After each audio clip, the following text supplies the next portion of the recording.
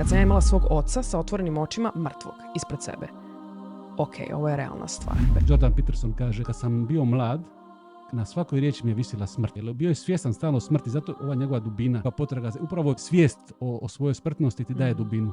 Tu si sam, tu ne ideš drugima, tu nije važno što drugi misle o tebi, tu si autentičan. Bez svijesti o smrti nema autentičnosti, svi smo u nekoj taštini, u nekom blebetanju, u nekom da me primijete.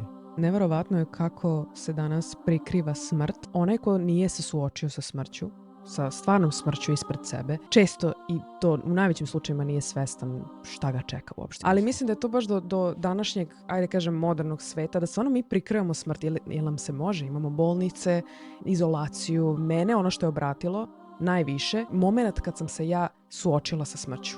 Kad sam ja imala svog oca sa otvorenim očima mrtvog ispred sebe. Ok, ovo je realna stvar. Ovo nema smisao ako Bog ne postoji.